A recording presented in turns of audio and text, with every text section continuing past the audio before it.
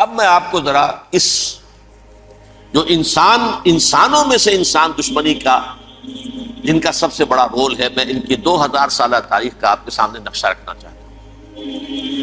ان 1400 سال کا تو میں نے صرف 4 آپ کو پوائنٹس بتائے۔ موسیٰ سے عیسیٰ تک 1400 برس علیہ الصلوۃ والسلام، 2 مرتبہ عروج، 2 مرتبہ زوال، اشیریوں کے ہاتھوں پٹوائی، بابلیوں کے ہاتھوں پٹانا، گریکس کے ہاتھوں مرمت، رومنس کے ہاتھوں مرمت۔ یہ جو 2000 سال ہے، کیونکہ اب تو ظاہر بات ہے 21ویں صدی شروع ہو گئی، 20 صدیاں حضرت مسیح کو پوری ہو گئی۔ پہلی بات نوٹ کیجئے، حضرت مسیح کی پیدائش ہے سن 1 قبل مسیح۔ یہ نقطہ آپ نے کبھی سنا ہے یا نہیں؟ جب ملینیم کا سلسلہ شروع ہوا تھا پچھلے سال، تو میں نے بیان کر دیا تھا کہ ایک عجیب حساب کے اندر انہوں نے غلطی کی ہوئی ہے۔ حضرت مسیح کی پیدائش ہوئی 25 دسمبر کو، سن انہوں نے شروع کر دیا، اس کے بعد جنوری آئی تو پہلا سال شروع ہو گیا۔ اگر جنوری سے پہلا سال شروع ہوا تو یہ 6 دن جو ہے تو اس کے پچھلے سال میں تھے، لہذا کہا جائے گا کہ Jesus Christ was born 1 year before Christ, BC۔ تو 1 قبل مسیح میں حضرت مسیح کی پیدائش ہوئی۔ یہ آخری اسرائیلی نبی اور رسول۔ یہودی علماء کی مخالفت، دشمنی، سولی پر چڑھوا دینا میں بیان کر چکا ہوں۔ سن 33 عیسوی میں، جبکہ حضرت مسیح کی عمر 33 برس تھی، اللہ تعالیٰ نے انہیں زندہ آسمان پر اٹھا لیا، لیکن یہودیوں نے اپنے خیال کے مطابق انہیں سولی پر چڑھوا دیا، ان کی موت باقی۔ اگرچہ اس کے بعد یہ اختلاف ہے ان میں، یہودی کہتے ہیں وہ سولی پر چڑھ گیا، ختم ہوا، مر گیا۔ عیسائی کہتے ہیں نہیں، انتقال ہوا ہے مسیح کا صلیب پر، لیکن پھر وہ دوبارہ زندہ ہو گئے ہیں۔ ان کی لاش ایک غار میں رکھ دی گئی تھی، وہاں ریزریکشن ہو گیا، ان کا باعث بعد الموت وہی ہو گیا، اور پھر انہیں اللہ نے زندہ آسمان پر اٹھا دیا۔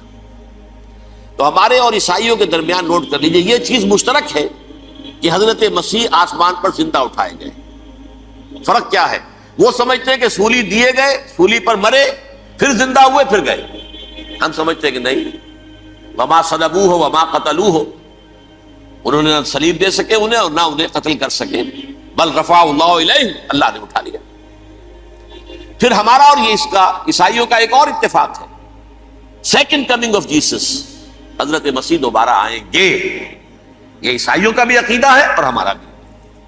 بہرحال تو جیسا کہ میں نے عرض کیا کہ اس وقت یہ عذاب استیصال، عذاب اکبر کے مستحق ہو چکے تھے، لیکن اللہ نے ان کی مدت دراز کی ہے،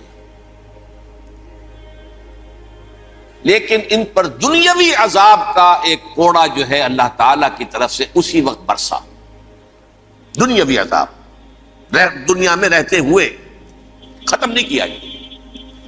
37 برس بعد، حضرت مسیح کے رفع سماوی کے 37 برس بعد، سن 70 میں یہودیوں نے بغاوت کی رومیوں کے خلاف۔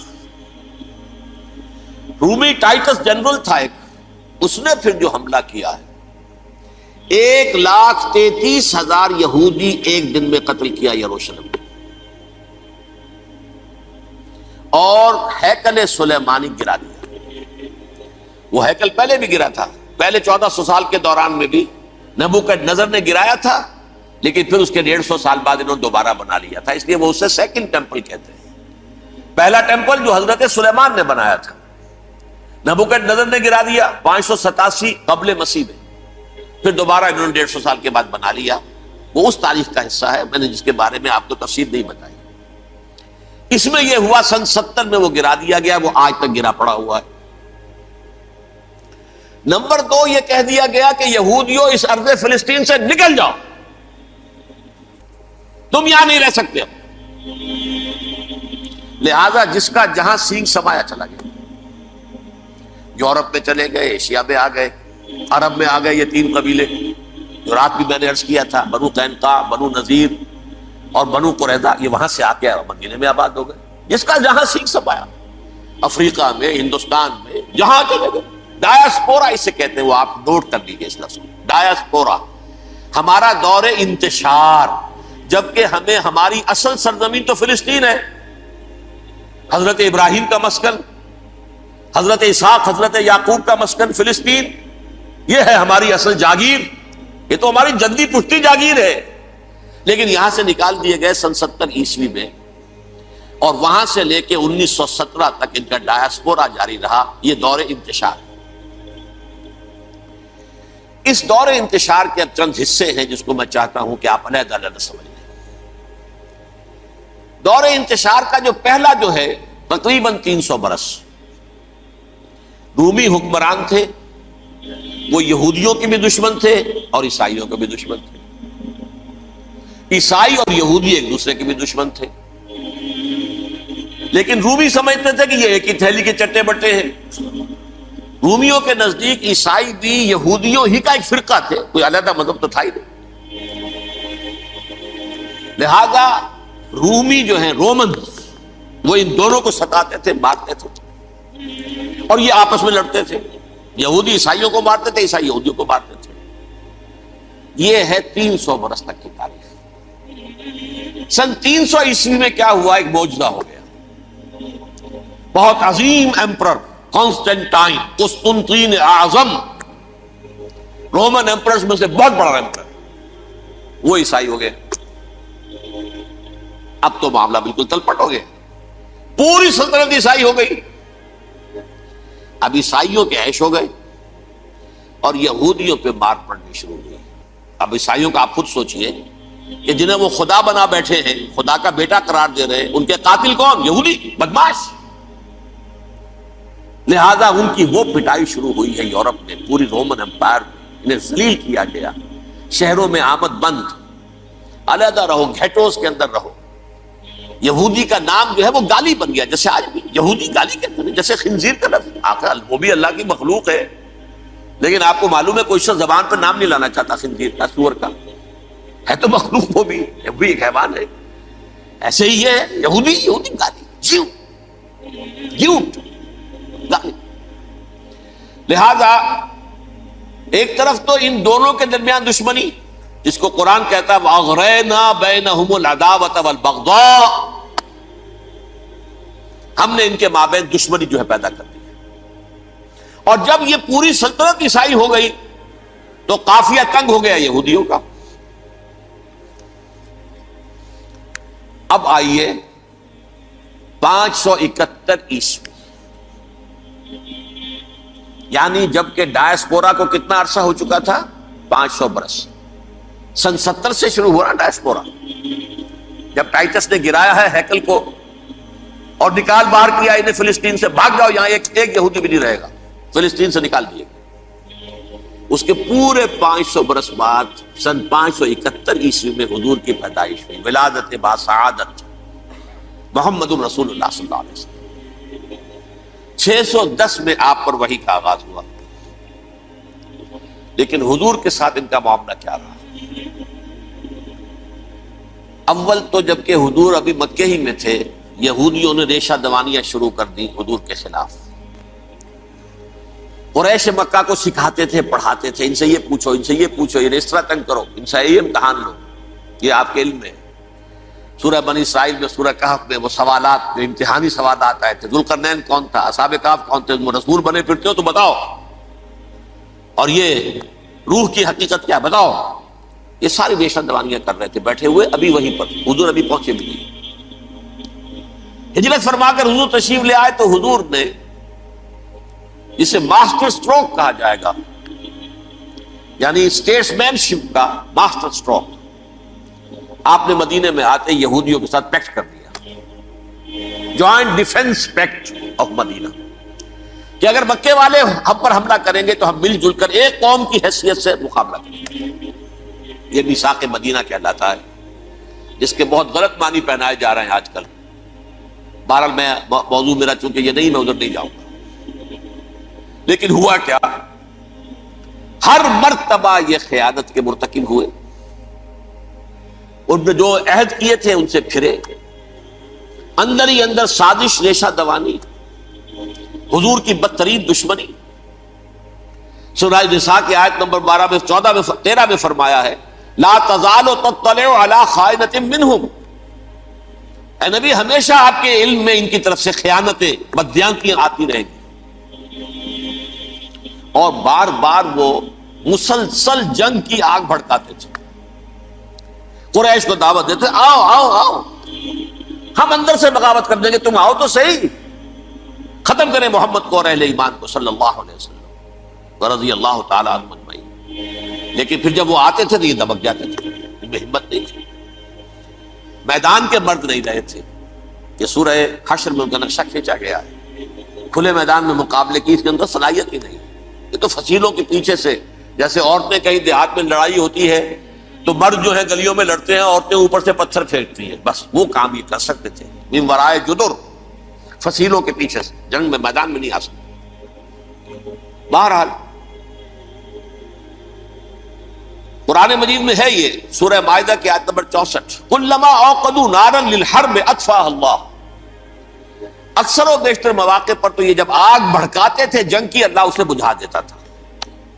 لیکن بہرحال اس کے باوجود جنگیں ہوئی، غزوہ بدر، غزوہ احد ہوئی کہ نہیں، یہ ساری اس اصل شرارت میں، اور اس کے نتیجے میں حضور نے پھر ایک ایک کر کے 3 قبیلوں کو سزا دی۔ غزوہ بدر کے فوراً بعد بنو قینقاع نکالے گئے مدینے سے، غزوہ احد کے فوراً بعد بنو نذیر نکالے گئے، اور غزوہ احزاب کے بعد بنو قریظہ نکال دیے گئے۔ یہ تو میں نے آپ کے سامنے رکھ دیا صرف حضور کے زمانے میں ان کا کیا رویہ رہا، دشمن۔ رات بھی ہم نے وہ آیت پڑھی تھی، لَتَجِدَنَّ أَشَدَّ النَّاسِ عَدَاوَةً لِلَّذِينَ آمَنُوا الْيَهُودُ وَالَّذِينَ أَشْرَكُوا، اہل ایمان کی دشمنی میں شدید ترین تم پاؤ گے یہودیوں کو اور مشرکین، مشرکین بھی بعد میں ہے، پہلے یہودی۔ حضور کے بعد کیا ہوا آپ یہ نوٹ کیجئے، یہ ان کی تاریخ کا دوسرا دور۔ حضرت عمر رضی اللہ تعالیٰ عنہ قائد خلافت ہے، بیت المقدس کا محاصرہ کیا گیا، فصیل بڑی اونچی، شہر اندر سے سیلف سفیشینٹ، حملے کا راستہ کوئی نہیں، محاصرہ طول کھینچ رہا ہے، لیکن ان کے پاس رسد بھی موجود ہے، پانی بھی موجود ہے، وہ دروازے بند کر کے بیٹھے ہوئے۔ بالآخر اللہ تعالیٰ کی مشیت کا ظہور کیسے ہوا، ان کے کچھ علماء آئے فصیل پر، کہا دیکھو مسلمانوں، تم قیامت تک بھی یہاں پڑے رہو گے محاصرہ کر کے، ہمارا یہ شہر فتح نہیں ہوگا۔ ہاں ایک درویش بادشاہ کے ہاتھوں یہ شہر فتح ہونا ہے، لیکن تمہارے اندر ہمیں وہ نظر نہیں آ رہا۔ ابو عبیدہ بن الجراح رضی اللہ تعالی عنہ، امین هذه الامہ، ان کا فوراً ذہن گیا، وہ درویش بادشاہ مدینے میں بیٹھا ہوا ہے، عمر رضی اللہ تعالی، اب ایک اور عمر بھی ہے جو قندھار میں بیٹھا ہے، نقشہ وہی ہے، سادگی کی حد تک نقشہ وہی، بالکل وہی، اپنی آنکھوں سے دیکھا ہے، وہی سادگی۔ عمر اول، عمر ثانی تھے عمر بن عبد العزیز، اب ایک اللہ کے فضل سے اللہ تعالیٰ ایدہ اللہ بنصرتہ، اللہ تعالیٰ ان کی نصرت فرمائے، دشمنوں کو ان کے مقابلے میں نیست و نابود کرے۔ انہوں نے ریکویسٹ بھیج دی کہ حضور تشریف لائیے، یہ شہر فتح ہو جائے گا۔ وہ ہے سفر تاریخی، اتنا طویل سفر، تقریباً 700 میل، ایک اونٹ، ایک خادم، ایک منزل پہ امیر المومنین اوپر بیٹھے، خادم آگے چل رہا ہے، اگلی منزل پہ خادم اوپر بیٹھا ہے، امیر المومنین آگے جا رہا ہے۔ اور جب پہنچے ہیں تو وہ باری تھی خادم کی، انہوں نے ہاتھ جوڑ دیا، حضور خدا کے لیے تم کیا کہیں گے لوگ، وہ میرا برا حال کر دیں گے، تمہیں شرم نہیں آئی، امیر المومنین پیدل آگے چل گئے نکیل پکڑ کر، اور تم بیٹھے ہو اوپر براجمان ہو۔ حضرت عمر فرمایا الدور دورک، نہیں باری تمہاری ہے، بیٹھ۔ اس حال میں پہنچے ہیں، اور پھر یہ کہ ابو عبیدہ بن الجراح آئے ہیں، استقبال کیا ہے تو دیکھا ہے اس حال میں چلے آ رہے ہیں، عمر نکیل پکڑے ہوئے چلے آ رہے ہیں، اور کہتے ہیں کہ کہیں کیچڑ ویچڑ تھا، جوتے خراب ہو گئے تھے، وہ بھی اتار کے ہاتھ میں پکڑے ہوئے، کپڑے تو تھے ہی پھٹے ہوئے۔ انہوں نے کہا بھی حضرت ابو عبیدہ نے، دیکھیے یہ بڑا متمدن ملک ہے، بڑا مہذب علاقہ ہے یہ، آپ ذرا حلیہ اپنا دوست فرما دیں تب جا کے پیش ہم آپ کو کریں گے۔ آپ نے فرمایا نحن قوم اعزنا اللہ بالاسلام، ہم وہ قوم ہیں جنہیں اللہ نے عزت دی ہے اسلام کے ذریعے سے، کپڑوں کے ذریعے سے نہیں، دولت کے ذریعے سے نہیں۔ اسی حال میں گئے ہیں، اوپر سے انہوں نے کھڑے ہو کر نشانیاں دیکھی ہیں، اپنی کتابیں کھولی، ہاں یہ وہی ہے، اچھا لو جی سرنڈر، شہر تمہارے ہاتھ میں۔ خون کا ایک قطرہ نہیں بہا اور بیت المقدس فتح ہوا۔ لیکن اس وقت حضرت عمر نے ایک نرمی یہ کی کہ یہودیوں کے لیے بھی اسے اوپن سٹی قرار دے دیا۔ یہ احسان عظیم حضرت عمر کا۔ اس سے پہلے یہودی آ ہی نہیں سکتا تھا، داخل ہی نہیں ہو سکتا تھا، وہاں وہ آ کر وزٹ نہیں کر سکتا تھا، زیارت نہیں کر سکتا تھا اپنے مقدس مقامات کی۔ حضرت عمر نے یوں سمجھیے کہ تقریباً 550 برس کے بعد ان کے لیے راستہ کھولا ہے کہ ہاں تم آ سکتے ہو، زیارت کر سکتے ہو۔ لیکن یہ عیسائیوں نے لکھوایا معاہدے کے اندر، انہیں یہاں آپ آباد ہونے کی اجازت نہیں دیں گے، لیکن کم وزٹ دی پلیسز، دیکھیں زیارتیں کریں اور جائیں۔ یہ معاہدہ حضرت عمر کا ہے رضی اللہ تعالیٰ، جو پھر خلافت راشدہ کے بعد بنو امیہ نے بھی اس کو آنر کیا، بنو عباس نے کیا۔ پھر جو ہمارے یہ ترکوں میں اندر خلافت آئی تو ترک خلفاء نے بھی اس معاہدے کی پوری پابندی کی۔ فلسطین میں آ سکتے ہیں یہودی، صرف زائرین کی حیثیت سے، وہاں آباد نہیں ہو سکتے۔ اب آئیے اگلا دور آیا حضرت عثمان کا دور خلافت۔ یہ ہے وہ وقت کہ اب یہود نے امت مسلمہ کی پیٹھ میں چھرا کھولا۔ وہ کیسے؟ ایک یہودی عبداللہ ابن سبا اسلام کا لبادہ اوڑھ کر آ گیا، معاشرے کا جائزہ لے لیا، ان میں بنو ہاشم اور بنو امیہ میں جو پرانی کشاکش تھی اس کے کچھ نہ کچھ جراثیم باقی ہیں، اگر ان کو ذرا بھڑکا دے تو مسلمانوں میں انتشار پیدا ہوگا۔ کہا یہ عثمان کون ہے؟ یہ تو بنو امیہ میں سے ہے، یہ حق تو بنو ہاشم کا ہے، خلافت ان کے پاس ہونی چاہیے، محمد کے تو رشتہ دار وہ ہے صلی اللہ علیہ وسلم۔ عوام الناس کے اندر بات پھیلنی شروع ہوئی۔ پھر ایک بڑی سازش کے انداز میں حضرت عثمان کے خلاف پروپیگنڈا، حضرت عثمان کے جو عاملین تھے، گورنر تھے، ان کے خلاف پروپیگنڈا، اور ایسی ہوشیاری کرتے تھے کہ کوفے میں کوفے کے حاکم کے خلاف کچھ نہیں کہنا، اجی مصر میں یہ ہو رہا ہے، اجی شام میں یہ ہو رہا ہے، اجی یہ جو عثمان ہے وہ یہ کر رہا ہے، یہ ظلم ہو رہا ہے، یہ لوٹ مار ہو رہی ہے، یہ خیانتیں ہو رہی ہیں۔ اب نہ تو اس زمانے میں مینز آف کمیونیکیشن، کیسے تصدیق کریں؟ افواہیں تو آپ آج کراچی کے اندر شروع ہو جائے تو پتہ نہیں چل سکتا کسی کو کہ کیا اس میں صداقت ہے، کیا جھوٹ ہے۔ اور بری بات جو ہے فطرت انسانی کی کمزوری ہے، وہ فوراً قبول کرتا ہے، کسی کے بارے میں اچھی بات ماننے کو تیار نہیں ہوتا، لیکن بری بات تو فوراً دیا۔ بہرحال یہ فتنہ انہوں نے اٹھایا، حضرت علی کی الوہیت کا فتنہ اٹھایا، حضرت عثمان کے خلاف الفتنۃ الکبریٰ برپا کیا، حضرت عثمان شہید ہوئے۔ اس کے بعد 5 برس تک مسلمان ایک دوسرے کی گردنیں کاٹتے رہے، باہمی خانہ جنگی ہوئی، امت کو وہ زخم لگایا ہے جو آج تک جس سے خون رس رہا ہے۔ یہ شیعان عثمان اور شیعان علی تھے جو بعد میں پھر سنی اور شیعہ ہو، اور آج تک فتنہ کس نے جگایا؟ ایک عبداللہ ابن سبا یہودی اور اس کے کارندے، شیطان کا ایجنٹ، اور انسانوں میں سے بھی اس کے جو بھی حواریین تھے اور شیطانوں کے اندر سے بھی انہوں نے بھی اس آگ کو بڑھتا ہے۔ یہ آپ سوچ لیجئے کہ یہ کس نے وہ زخم لگایا؟ یہودی۔ اگلا دور آیا، خلافت راشدہ ختم ہوئی، بنو امیہ کا بھی دور کافی گزر گیا۔ طارق ابن زیاد 712 عیسوی میں حملہ کرتے ہیں اسپین پر۔ اسپین اس وقت عیسائیت کا بہت بڑا گڑھ، بڑے کٹر ترین عیسائی جو ہے وہ اسپین میں تھے، لہذا یہودیوں کی وہاں بہت پٹائی ہوتی تھی، میں بتا چکا ہوں، دشمنی تھی، یہ چلی آ رہی تھی عیسائیوں کے ہاتھوں یہودیوں کی۔ وہ تو سن 300 عیسوی سے ایمپرر کانسٹنٹائن کے بعد سے شروع ہو گئی تھی۔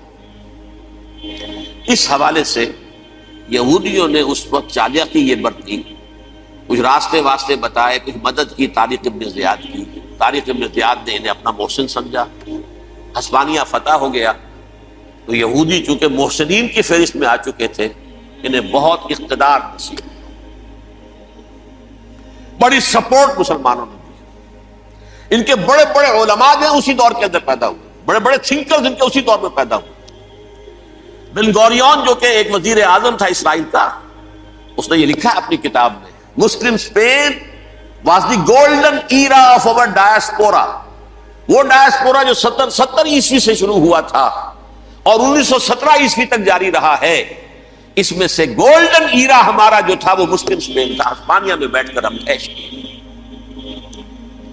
لیکن وہاں سے انہوں نے اور جو کچھ کیا، یہ تو داستان کے تو بہت سے گوشے ہیں، لیکن میں جس اسٹریٹ لائن میں چل رہا ہوں اس کے اعتبار سے ایک بات سمجھ، وہاں بیٹھ کر انہوں نے اب عیسائیت کی پیٹھ میں چھڑا ہوگا، پروٹیسٹنٹ مذہب پیدا کیا، تقسیم کر دیا، جیسے شیعہ سنی کی تقسیم، عبداللہ ابن سبا، رومن کیتھولک اور پروٹیسٹنٹ کی تقسیم، یہودی علماء۔ ہوتا کیا تھا، ہسپانیہ کی یونیورسٹیاں ہیں، کارڈووا میں ہے، ٹولیڈو میں ہے، گریناڈا میں ہے، غرناطہ، قرطبہ، تولیتلا، اور وہاں آتے تھے لوگ، فرانس سے چلے آ رہے ہیں نوجوان پڑھنے کے لیے، جرمنی سے چلے آ رہے ہیں، اٹلی سے چلے آ رہے ہیں، 3 ہی ملک قریب ترین پڑھتے ہیں سینٹرل جو یورپ کے۔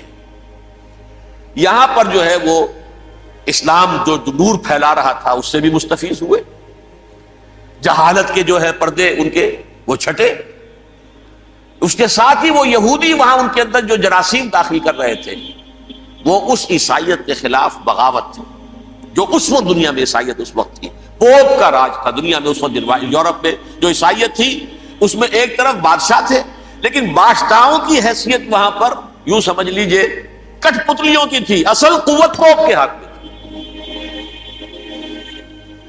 اور پوپ کو انہوں نے جیسے قرآن نے کہا اتخذوا احبارهم ورهبانهم اربابا من دون اللہ، چونکہ سینٹ پال نے شریعت موسوی ساقط کر دی تھی تو اب شریعت تھی ہی نہیں، پوپ کو اختیار تھا جس چیز کو چاہے حلال قرار دے دے، جس چیز کو چاہے حرام قرار دے دے۔ اتخذوا احبارهم ورهبانهم اربابا من دون اللہ۔ انہوں نے کہا صاحب یہ پوپ کس بلا کا نام ہے، یہ بھی انسان ہے، بات تو ٹھیک تھی نا، اصل حیثیت تو کتاب کی ہونی چاہیے،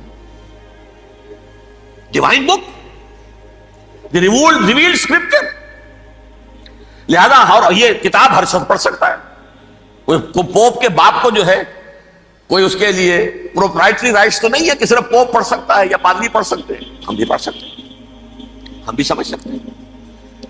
یہ باتیں تھی کہ جن کو بڑھا چڑھا کر بیان کر کے اور پوپ کا اقتدار ختم کرا دیا اور توجہ مرکوز کر دی بائبل کی طرف۔ اب بائبل میں بڑا حصہ تو اولڈ ٹیسٹامنٹ کا ہے، نتیجہ کیا ہوا، یہود کی عظمت پروٹیسٹنٹس کے نزدیک مسلم ہو گئی۔ اصل قوم تو یہ ہے، وہ دشمنی بدلی کہ نہیں بدلی، موسیٰ کے امتی یہ ہے، تورات موسیٰ کو دی گئی، ابراہیم کی نسل یہ ہے، لہذا وہ جو دشمنی تھی، جو عداوت تھی کہ ہمارے خدا کو سولی چڑھانے والے ہیں یہ بدماش، اس کا ازالہ ہوا۔ اس پروٹیسٹنٹ مذہب کے نتیجے میں یہ میں اب آپ کو بتاتا ہوں کہ ایک نتیجہ وہ نکلا ہے جسے برٹرنڈ رسل نے بیان کیا ہے، اس کی کتاب ہے ان پریز آف آئیڈلنس، صفحہ 108۔ وہ لکھتا ہے the Christians retaining the Judaic belief in special revelation added to it the Roman desire for worldwide domination and the Greek taste for metaphysical subtleties. The combination produced the most fiercely persecuting religion that the world has yet known. یہ 3 چیزیں آ کر عیسائیت میں مل گئی۔ ایک تو جب یہ اولڈ ٹیسٹامنٹ جو ہے وہ ان کے ہاتھ میں آ گئی، اور اس کے میں کچھ آپ کو بتا دیتا ہوں کہ اولڈ ٹیسٹامنٹ کی تعلیمات، کیونکہ یہ اولڈ ٹیسٹامنٹ جو ہے یہ محرف تھی، اصل تورات تو گم ہو گئی تھی 587 قبل مسیح میں، جب پہلی مرتبہ ہیکل جو ہے تباہ ہوا ہے اس وقت ختم ہو گئی تھی۔ اس کے کوئی 150 سال کے بعد انہوں نے یادداشتوں سے مرتب کر کے لکھی ہے، اب اس میں ان کے اپنے خیالات، اپنے امانی، اپنی توجیحات وہ شامل ہو گئی۔